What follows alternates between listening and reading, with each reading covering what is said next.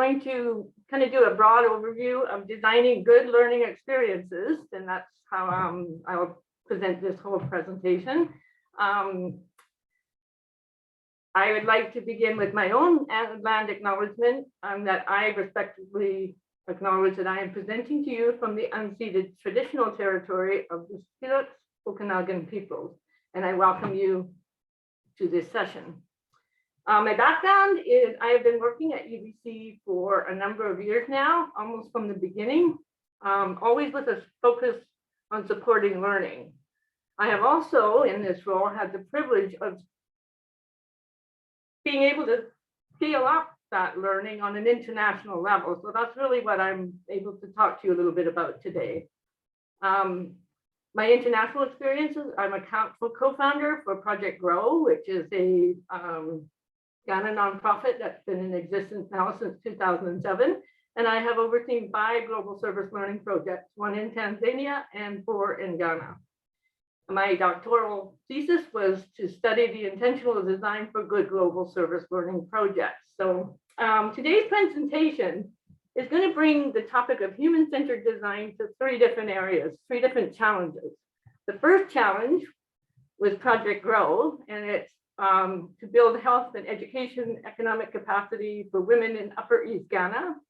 The second design challenge stems from my first one, and that's to design global service learning projects in challenging contexts. And then the third one is a lot closer to home, and that is to discuss responding to COVID-19 as a challenge. And that's the Learning Design Intern program. So 2 terms I want to bring up today. The first one is challenging context, and thank you for introducing that term. My purpose in using this is that I believe it's more respectful than terms like developing or third world. And it also recognizes that challenging contexts exist anywhere. They're not restricted to geography. And then I want to also talk about service learning, because I use the definition by Bringle and Hatcher that it is a program-based, credit-bearing experience where students participate in an organized activity, reflect on that activity, further understanding what they're learning, apply it, and then develop a sense of personal values and civic responsibilities from that service. So it is very much not volunteerism, and that was an important piece. Okay, so design challenge number 1 is Project Grow. And I like to see this first part of the discussion as maybe an example of how human-centered design can intersect with economic, okay? So Project Grow was started in UBC Okanagan in 2007. Dr. Vida Yakong was the first UBC graduate student actually from that campus. She was doing her Master's of Science in Nursing and exploring why maternal infant mortality rates remained high in spite of Millennium Development Goals and public health initiatives. I was a critical reader on her thesis, and one of the main barriers that popped up was extreme poverty. So at the same time that Vida was doing her research, UBC became part of the Okanagan network, or the Okanagan College became part of the UBC network, pardon me. That's definitely a mistake. So there was a real appetite for global engagement and a lot of excitement around our campus. So all of that came together with Vida's work. We co-founded Project Grow, and then we were immediately joined by a number of UBC staff, students, nursing faculty to promote Project Grow and to build it. To give you a little bit of an idea of where the project is situated, in northern Upper East Ghana, okay, so it's right at the Burkina Faso border. And while much of Ghana is making good progress against poverty and improving healthcare, the northern regions are far behind. This region in particular is right at the Burkina Faso border and shares many of the same challenges, you know, limited access to education, healthcare, food security, reliable electricity, clean water. It is a subsistence farming location, and women are very much at the bottom. Okay. So how we built Project Grow, it's research informed, asset-based, community-driven model, which comes out of the Coady Institute. We also adapted Jeffrey Sachs' Millennial Village model, and then also microfinancing from 100 units. It also reflects some other things that tell us we're on the right track. Small scale economics, for those of you who have ever read Small is Beautiful by E.F. Schumacher. That also guides our work. Human capabilities approach, Stan and Nussbaum, about advancing the capabilities of the least represented people in your community, the most vulnerable. And then human-centered design. And that is what we're going to talk about mostly today. But human-centered design by IDEO, or is rather described by IDEO as a belief that all problems, no matter how serious, even wicked problems, are solvable. But we know that the people who face that problem are often the ones that hold the key, to the solution. And what these people tell you can lead to the solution you are seeking. Dr. Yukong, when she went back to Ghana in the middle of her research, she interviewed the women, asking them to name us 5 or 6 key things that would make their life better. Because they didn't have access to any income, they didn't access healthcare. And the maternal infant mortality rate in this region is among the highest in the world at that point. So we wanted to find ways that we could both build capacity as well as healthcare. So we established Project Grow. The committee was put together in 2007, and we began a campus-wide and community fundraising process. This was the sale of Christmas cards. You could buy goats, donkeys, and this has been around. We started in 2007 when a student had actually bought somebody a goat for Christmas that year and said, why don't we try it?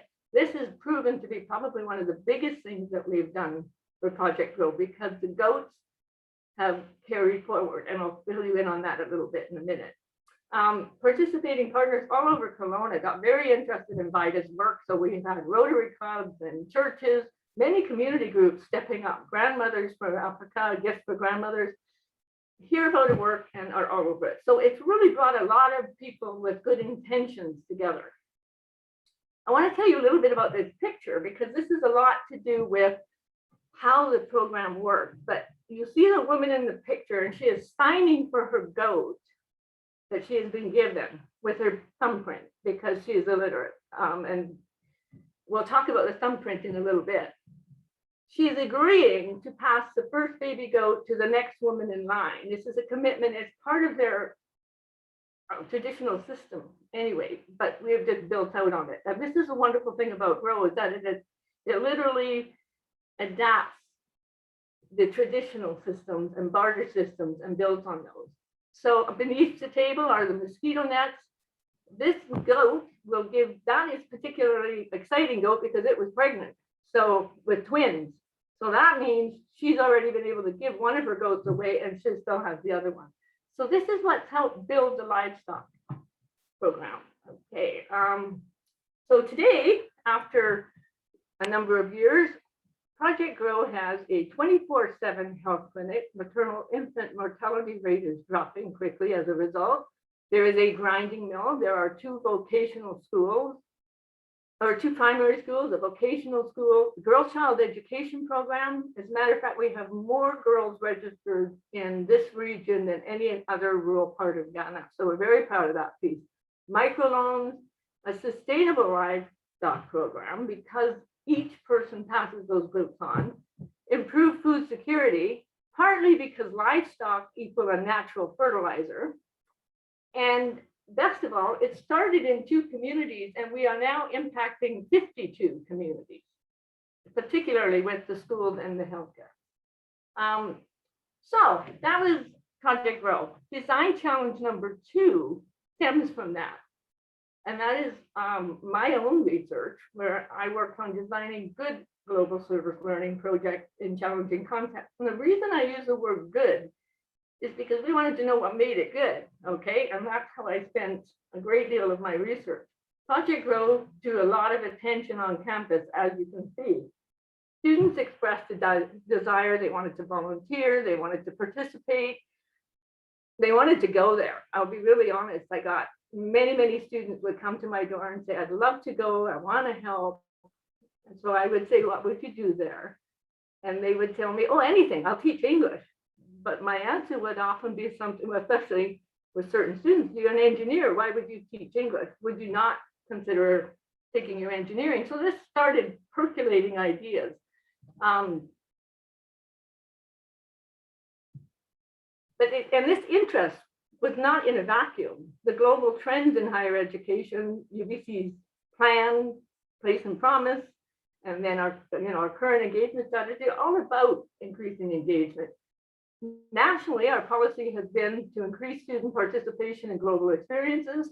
There have been targets, 30% by 2020, 50% of our student population traveling by 2025 on a global experience.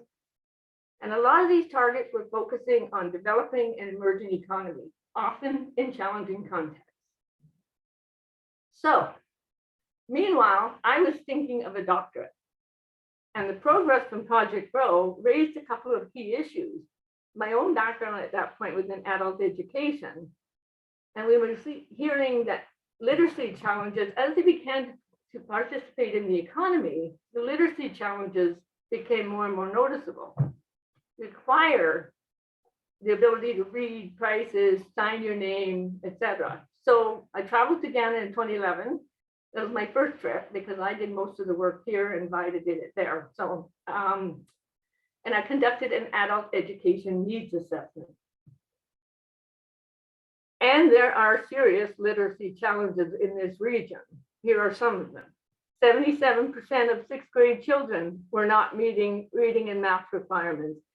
80% of adults with little to no literacy, limited resources, 4 children sharing a primer in a public school, lack of reading material to practice on, limited exposure to English outside the school setting. These are rural areas where there isn't any sign, and there's no English printed. So how do you expose people to English? Little culturally relevant material. The books are often donated. And a key example of that was in 2011, being in a classroom and a book on the teacher's desk was a story about lost mittens, which was interesting. And any book is better than no book. But lost mittens, what is a mitten to a child who lives in sub-Saharan Africa? So it just occurred to me that we needed books. While I was there also, the people in the community were talking about their traditional stories and how they were in danger of being lost. The storyteller came to the village while I was there on that visit and told the favorite story of Babatinga. And it occurred to me that, wow, this should be the stories that these children are learning to read rather than mittens. Okay, so anyway, so there was a provocation for a literacy project, and the low literacy levels, the blue thumbprint, which for adults, when they have signed with their thumb, that ink stain stays on their hand all day. So everyone knows they can't read, and it's just, it's so demoralizing to them. So they really wanted to be able to, at the very least, sign their name. There was also an issue, English proficiency for junior high school students. They don't make it past grade 10 because of their lack of English. UN Sustainable Development Goals have talked about quality education. Education for all allowed that. It filled the schools, but the resources didn't follow suit. So what you have is overcrowded classrooms and few resources. And then the UNESCO Mother Tongue Literacy Initiative, which is really important that people begin to learn to read. We know that in their mother tongue. This is an oral culture, so that was a problem. So one of the first things we wanted to do when we got back to Canada after that trip was to address the mother tongue issue. English is the language of instruction, but problematic in rural areas. So we also knew that learning in your mother tongue is preferable.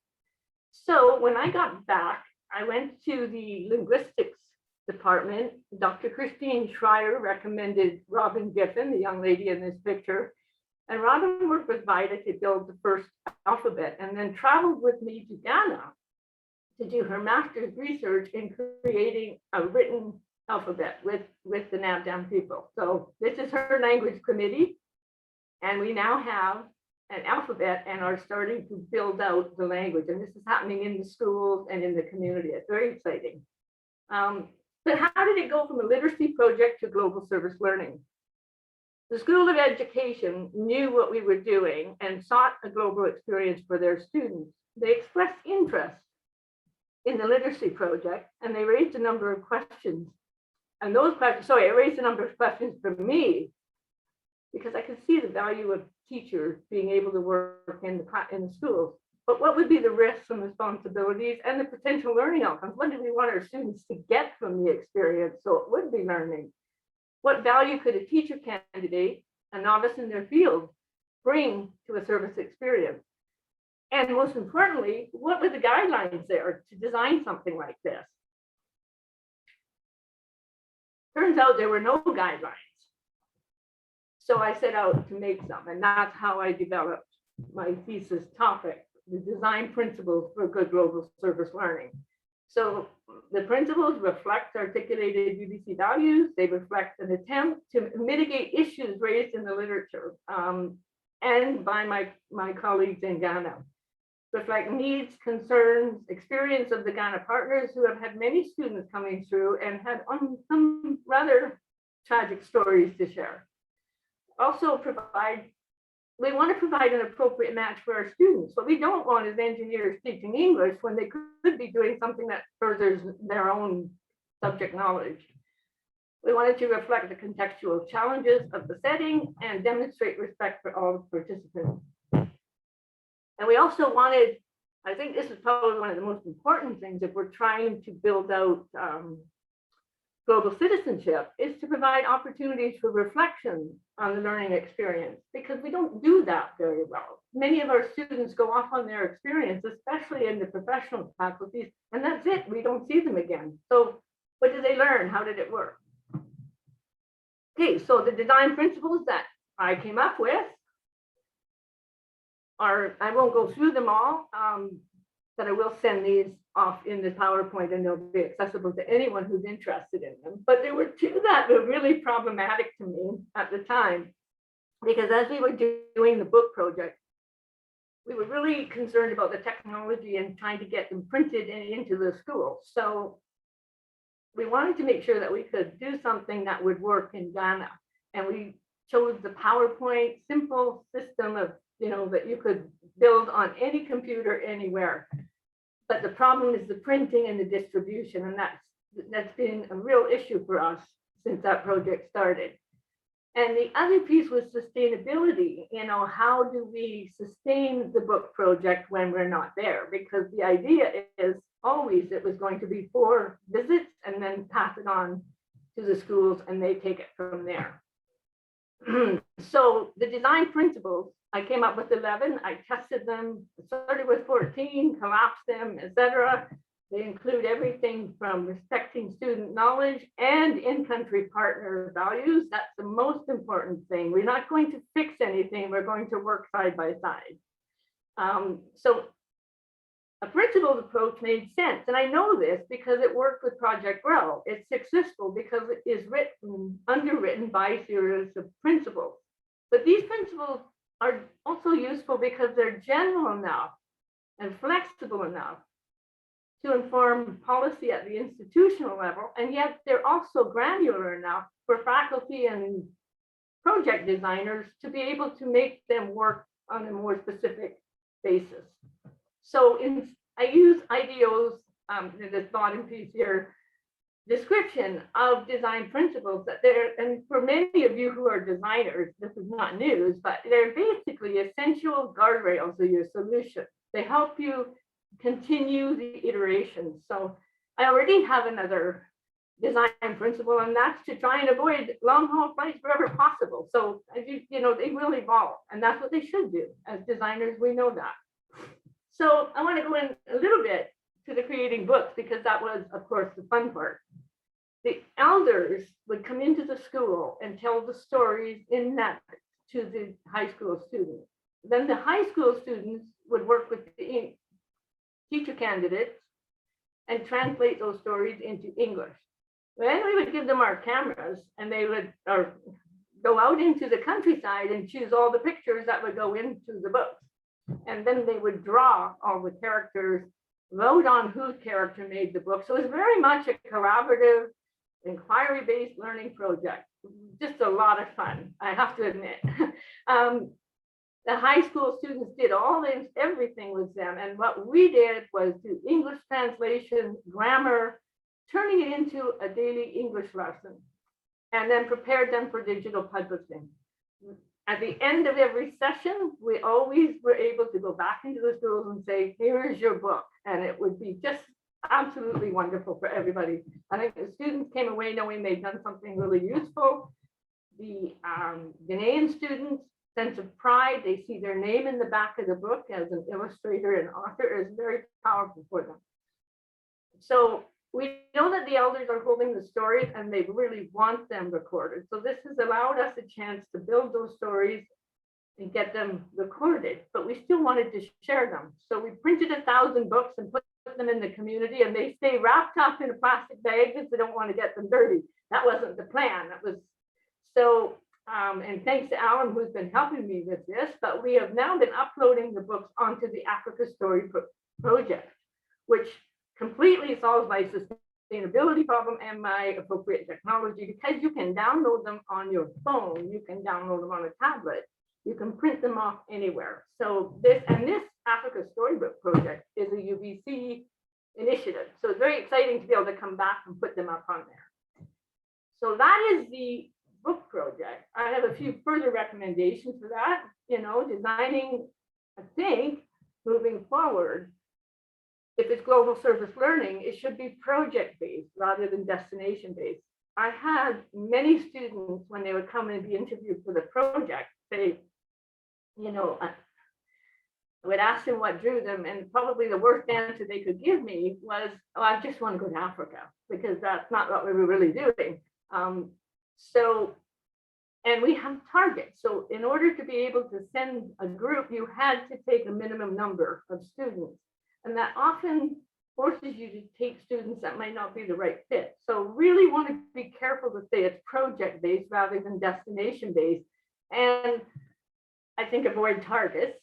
Design a pedagogical framework that ensures learning outcomes are met. So if you are going to send students to a specific spot, what is the learning that's going to happen there? What are the outcomes, and how will you know you've achieved them?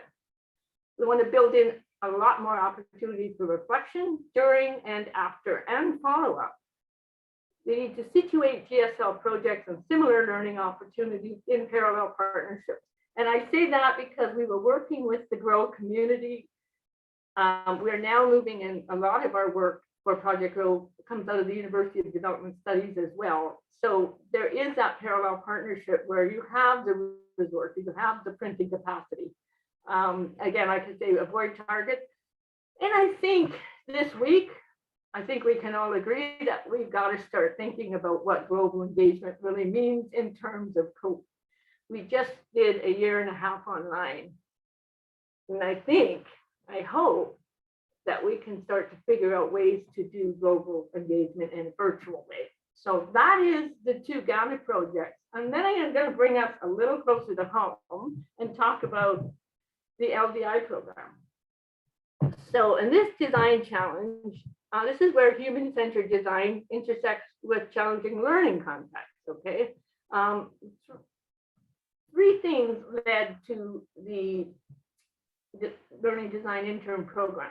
First of all, there was a provost review in 2019, and among the recommendations in her review, she suggested we needed to provide meaningful professional development opportunities for graduate and postdoctoral students who were interested in academic careers. So we do a lot of wonderful things around at our campus around TA training and research, but preparing them for teaching and for designing their own courses, that's a lot harder, a lot trickier on our campus. So this was an opportunity to give our graduate students some much needed work experience with faculty in course design. And above all, there was an urgent need to help faculty reimagine their courses. We also knew, sorry, backing up point 2, the changing demographics have been changing how we design courses all along. And now, especially with the switch to online, equitable, inclusive design became really important. So that is how we built the Learning Design Intern program. What we learned from the March 2020 transition drove how we positioned the Learning Design Intern program. So we knew that we would need to incentivize learners in what would be a very challenging situation. We knew we needed to find ways to support faculty to reimagine their courses, and we knew that cheating was a significant concern, so we needed to rethink assessment. And we knew we needed to design with the learners in mind. And we also knew that the CTL was already vastly understaffed. Okay, so the LDIs became a very key part of that transition. Sorry. And when you think back on it, the challenges to transition to remote learning was fast. I'm looking back now and I'm really, how many fast decisions we had to make at that point. So we needed to make technological leaps that many faculty were not familiar with. I had so many worry about the videos that they would do. Really, just put the course content in, don't worry about the video, it's not Netflix. So, but these were just huge challenges. And I think all of us can, when we look back, kind of amazing how many things we learned in a very, very short time. And of course, we had the concerns of time zones. So the provost developed some solutions to meet these moments here. First of all, she put together an online learning implementation working group, deans, directors, and they did the information and resource sharing at the top. And then the second stage was the Learning Design Interns, who were going to participate in a work integrated learning program where they would actually build out an understanding of how courses design. And then the third step was faculty learning technology rovers, undergraduate students who are also in a work integrated program to help faculty and students manage being online. So you could call your tech rover when you were in the middle of a crisis. So the program itself, the designers, 22 graduate and postdoctoral students participated in a 5-day intensive design workshop. We introduced them to traditional instructional design strategies, but we used the learner-centered approach. And what made this different is that we took the actual learning outcomes that the faculty member had and started to chunk it, break it backwards. So what do you need your students to know at the end of each week, at the end of each month? So started to get them to think about how we might be able to assess that. And these ladies who have joined me today will be able to tell you a little bit about how they do that, and particularly Jacqueline. Okay, so bottom line, learner-centered approach. The workshop themselves, we modeled blended learning throughout the workshop. We introduced principles of teaching and learning. We introduced design principles, given constraints. We discussed the challenges that students would face in learning. We spent a lot of time on Bloom's taxonomy, metacognition, and my favorite person on student learning, Sandra McGuire's work. We introduced chunking content and backward design. And we surfaced considerations around technology choices, accessibility, equity. I'm showing you here the implementation plan for the development of the Learning Design Intern program. And the reason I want to share this is because this is really an example of how we set up the blended learning, where each presentation was broken into 4 smaller pieces. Each of them had a task. Each of them had an activity and then a learning outcome. Sometimes we sent them away to watch a video and have their lunch. Other times we had them work in breakout rooms. So by the end of that week, and I think both ladies who are here with me today remember how intense that week was. I think our learning was straight up all the time, but it gave them a really good sense of how to build out something that would be more blended, how to break it up a little bit. Then we created a learning design template for the LDIs. And this was based on the same thing we did, but it got them asking questions. They could describe the big ideas and concepts, pull out the course objective. What are your learning outcomes? They're right there in the course syllabus. What activities do you want to do? And then this column in the middle here was added because at the same time I was doing the Learning Design Intern program, we didn't have anyone coordinating the TA training. So they said, would you mind adding that to your role? Sure, nothing else to do. And what we were doing is asking the faculty at the same time that we were helping them put their courses online, what do you see as the TA role that's going to shift? We're online. So it really gave us an idea of the kind of considerations we would have to train our TAs in for the moment.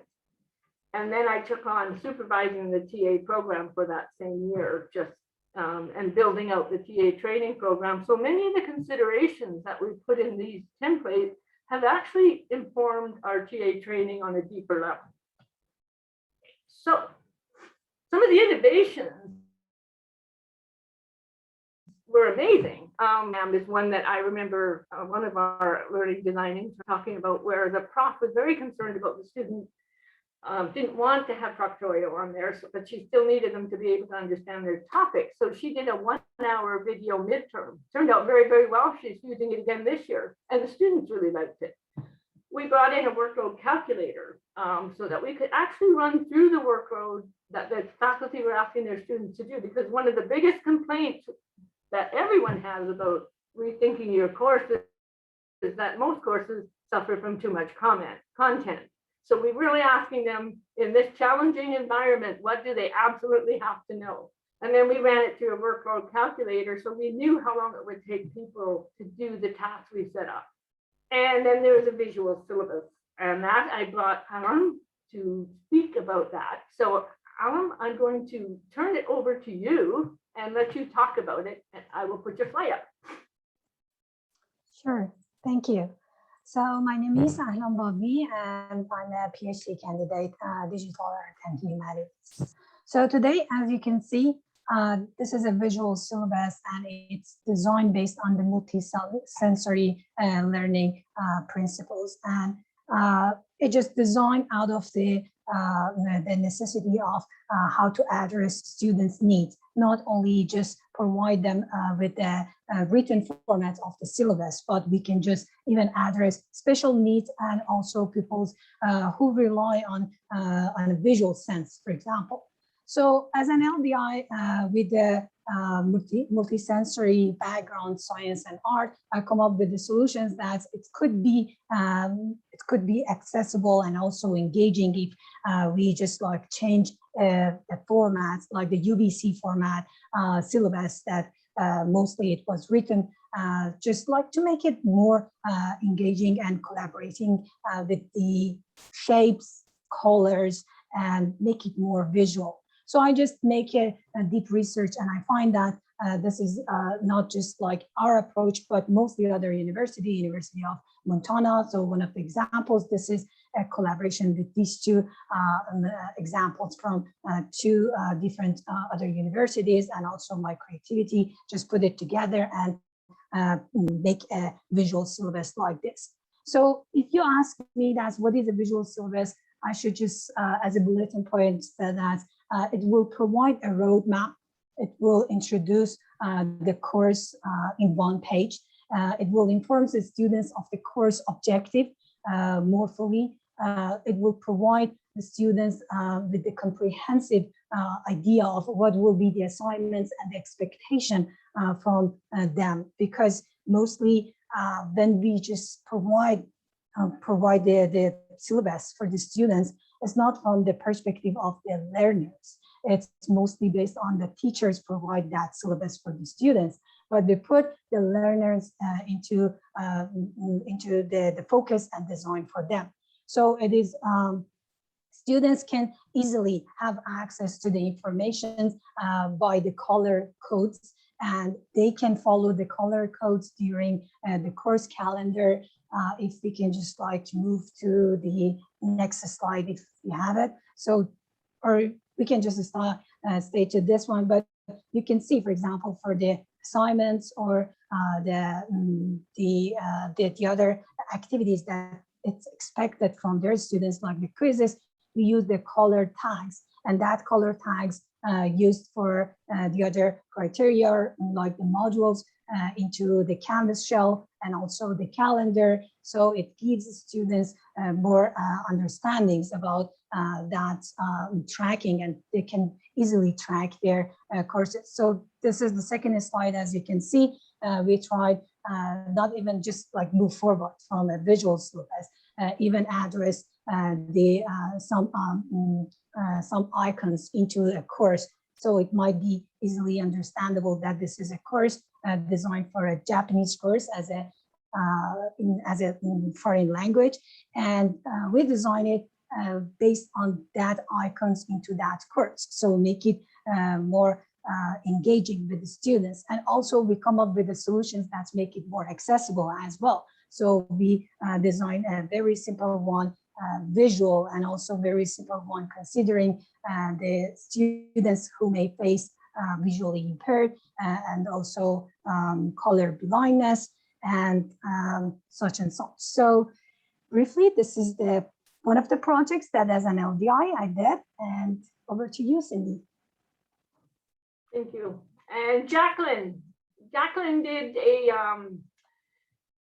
one of our hardest ever courses on campus, and anyone who's got a chemistry degree knows that. So go ahead.